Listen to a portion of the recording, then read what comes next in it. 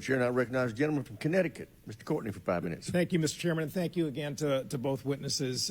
Secretary Austin, in your written testimony, you highlighted this month's historic gathering at Naval Base Port Loma in San Diego, where President Biden, Australian Prime Minister Anthony Albanese, and UK Prime Minister Sunak announced the optimal pathway to execute the AUKUS security agreement, which will provide Australia with a conventionally armed nuclear-powered submarine capability. As you well know, the U.S. has not shared this closely guarded technology with another nation since 1958, when we did so with the British Navy. The plan is to sell at least 3 Virginia-class submarines to Australia in the early 2030s. Can you describe the strategic benefit to the U.S. of sharing these precious assets at the same time that we're building up our own undersea fleet? Our undersea capability is one of our clear advantages that we have over any other nation in the world. And helping an ally like Australia develop a capability that can complement the capability that we and the UK bring is critical. And it will help us to deter. It will help us to achieve our objective of maintaining an open and free Indo-Pacific. And I think, the interoperability that comes along with this, I think, is also very, very powerful. So it is a generational capability that will increase our overall capability as allies by orders of magnitude. Thank you, Mr. Secretary. And it's clear from your response, though, that in order for the U.S. to meet its fleet requirements and also fill Australia's looming undersea capability gap, boosting the size and productivity of our industrial base is a national security priority. Last year's omnibus invested a record $751 million into workforce development, supply chain, and facility expansion. This year, you're requesting $647 million more for those same goals. Can you speak to the need for Congress to approve this amount in order to make AUKUS work and to grow our domestic industrial base capacity in parallel? And can you also discuss the need to reform U.S. export controls to enable technology sharing, in order to make AUKUS succeed? We clearly have to do more to expand our capability, capacity in our industrial base. It's important to us, anyway, but it's more important because of the fact that we've gone down the path of AUKUS, which we need to do. It's again, a generational capability that I'm very, very happy that we have taken on.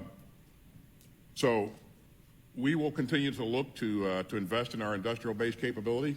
And as you know, Australia is also investing in our industrial base. And I think that's the right thing to do, and I compliment them for making that tough decision.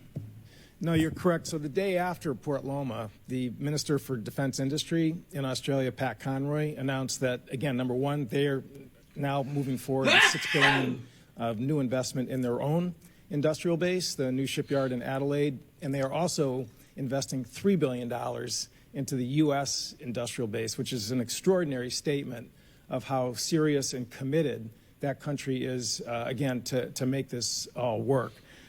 There's another issue that, again, has been sort of in the internet, atmosphere, I think somewhat aided by China, who's not very pleased about the AUKUS arrangement, claiming that this somehow is going to affect the sovereignty of Australia's Navy, that they're basically sacrificing sovereignty by going into this arrangement. Can you just clarify that, again, this is a sale, so title in the deed to the subs will be in the ownership of the Royal Australian Navy, and they, again, will operate, again, within their own sovereign authority?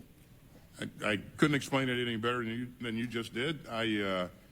That's exactly right. It does not infringe on the sovereignty of Australia at all. And again, they are a great ally, and we welcome their decision to invest in this capability. And lastly, as I mentioned, this is a submarines that will have conventional armaments, not nuclear armaments. And again, that is critical in terms of making sure that it complies with the International Nuclear Non-Proliferation Treaty. Is that correct?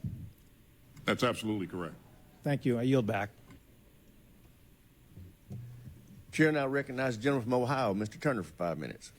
Thank you, Mr. Chairman. Secretary Austin, I want to congratulate you on the leadership that you provided in the effort of just the unbelievable logistics that have had to be undertaken to support Ukraine. Thank you for doing that. This Congress, of course, has been a lead in pushing the administration for the weapon systems that have been provided, but your response has been extraordinary. My questions today are for General Milley. General Milley, when we were all gathered together to talk about the budget document for 2023, we had a discussion concerning SLCM, the Sea-Launched Cruise Missile.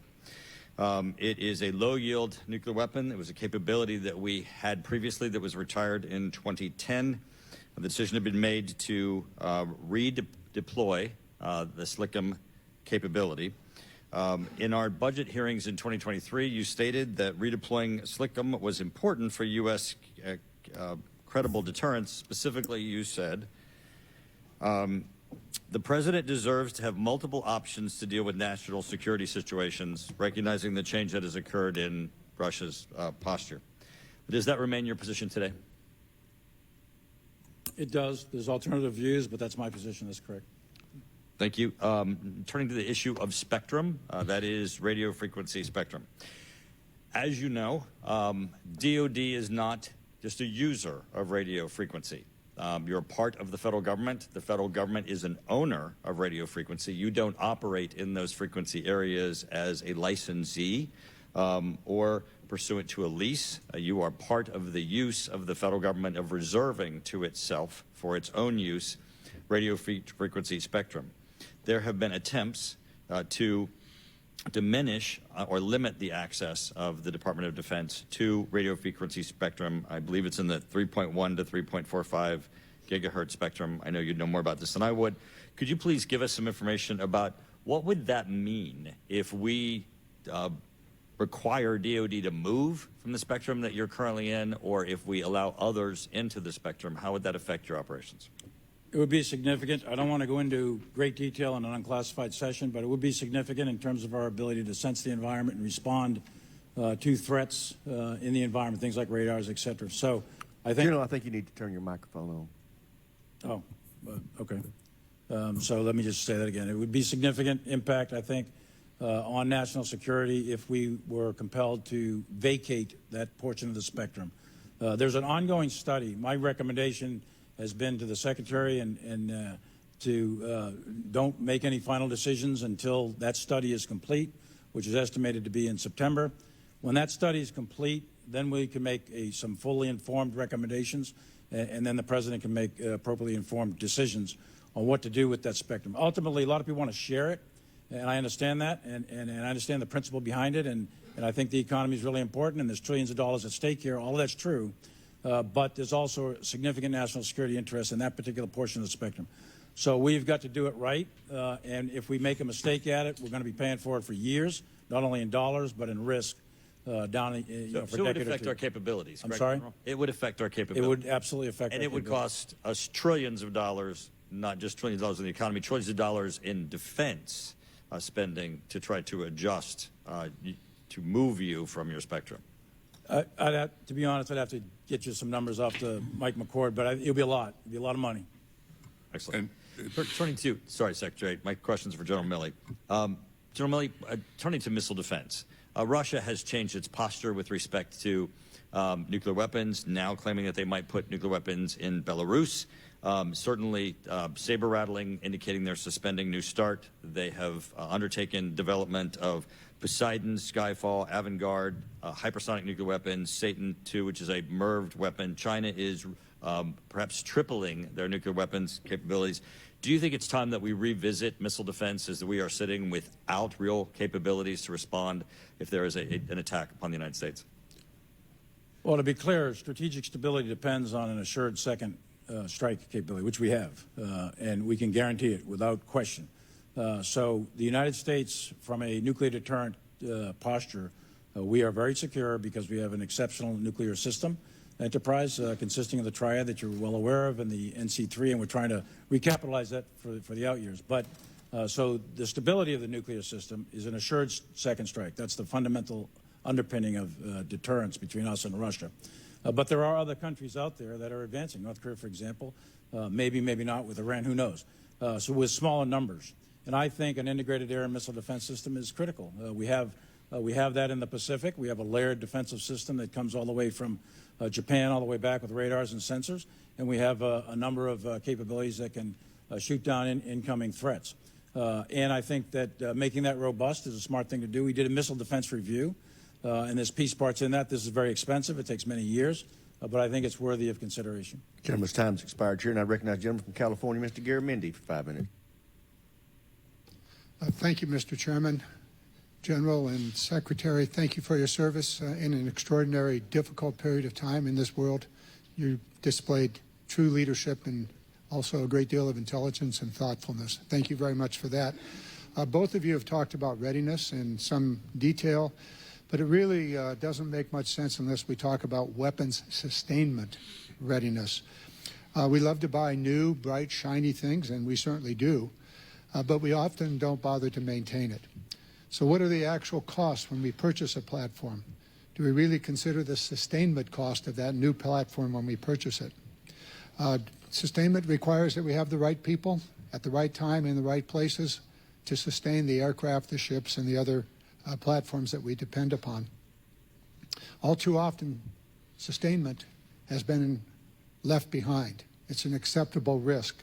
So my question really goes to the multiple GAO reports that have shown that the Department of Defense has not met its own mission-capable goals for various types of aircraft and ships. So first of all, to both of you, sustainment-informed acquisition. Are you directing the multiple agencies within the department to include long-term sustainment cost and methodology in all of the acquisition programs that you want to have? Mr. Secretary? Like you, sir, I think this is really important, and I think that we have to consider and factor in sustainment cost in all of our investments and all of our platforms. You're right, we haven't done that well in the past. We have to do that better going forward. As we've seen with some of the major platforms, you know, if you don't do that up front, then it doesn't perform to the degree that you want it to perform. You don't have the capability that you need, and so we have to do this. So, yes. General? It absolutely has to be considered all the time. The sustainment costs on any weapon systems have got to be considered as part of it. We have multiple major acquisitions underway, the B-21. We would appreciate detail on how you intend to sustain that platform over the next 30 years in which it's going to be flown. In your budget, gentlemen, did you prioritize investments in the modernization of the facilities upon which all readiness is based? For example, depots, shipyards, arsenals, the bases, the ranges, the housing. Is that included in your budget? Mr. Secretary. We continue to invest in the SIOP program. We continue to invest in housing, and we have some $5.1 billion invested in increasing operational effectiveness and survivability on our bases. So it's an ongoing thing that we're focused on, and we continue to try to invest in increasing the capability here. General, do you want to opine on the investments that are necessary to maintain these, the depots, the shipyards, the arsenals, bases, the housing, and so forth? Sure.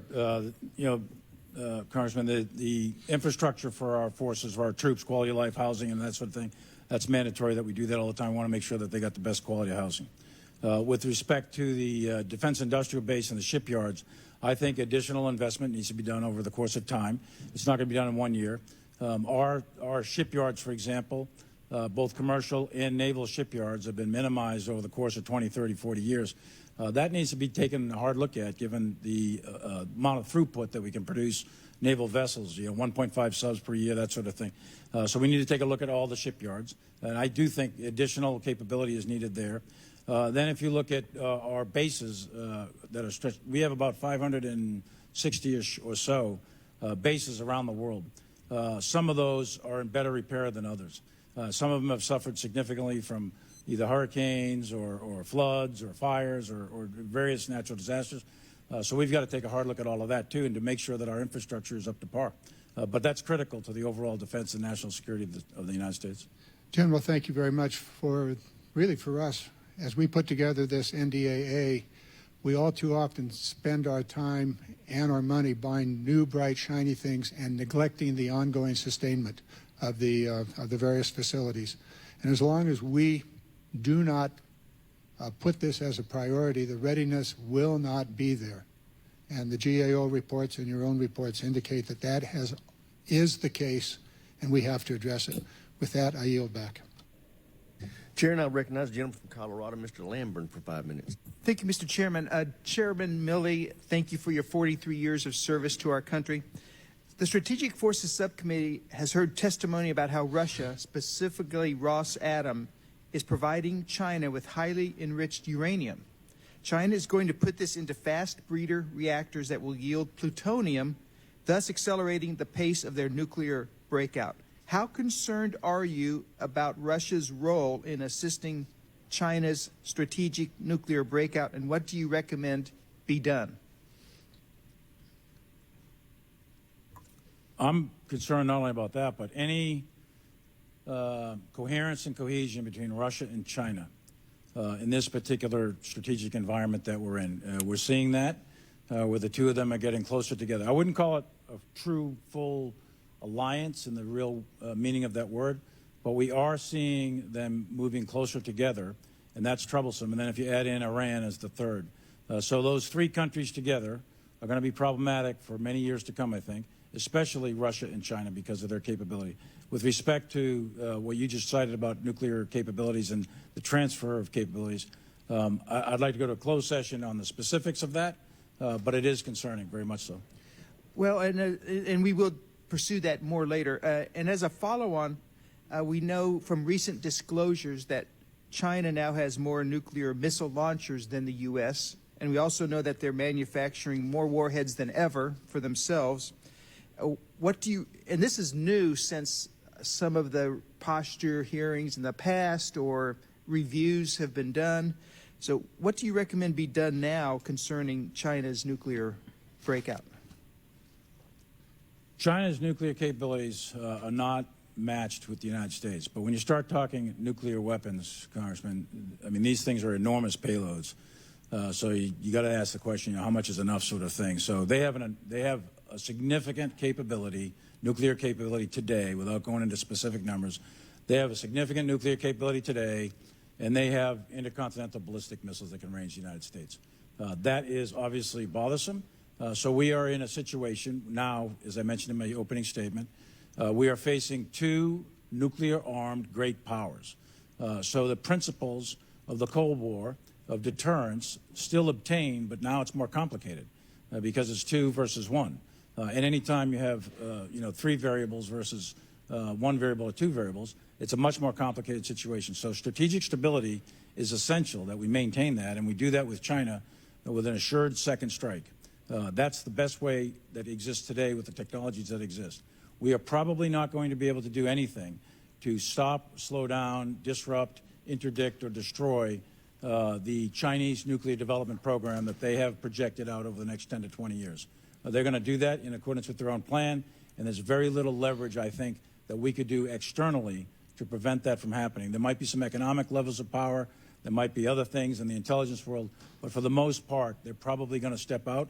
They have a national goal to be a global, to be the global co-equal with the United States and superior militarily by mid-century. They're on that path to do that, and that's really disturbing. That's really bothersome, and we're going to have to not only keep pace, but we have to outpace that, and that'll assure the peace. Well, and a lot of us are concerned that the New START treaty was negotiated with the Russians in mind, and China was a minor, that's right, relatively minor player at the time. That's right.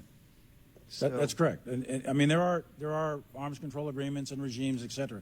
But at the end of the day, all of those are good, and I support all of those. But at the end of the day, military power matters. And our military power has to always exceed that of China in all of the domains. And if we do that, then we have a better chance at deterring any kind of conflict with China. Thank you. Thank you. and we need to continue that debate on what comes after New START. Sure.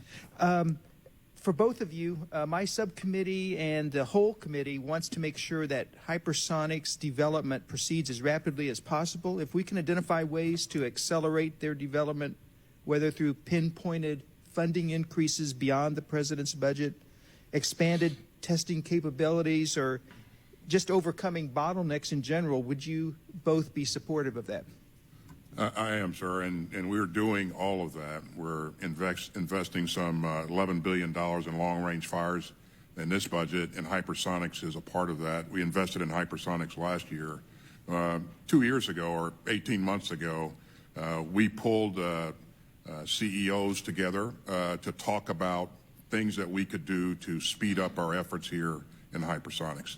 And they identified some of the things that you're talking about, you know, a greater range access, better ranges, and so we're working all of that, and you know, so I think if I look at what we're doing recently, you know, we had 12 successful tests, hypersonic tests here in the last year.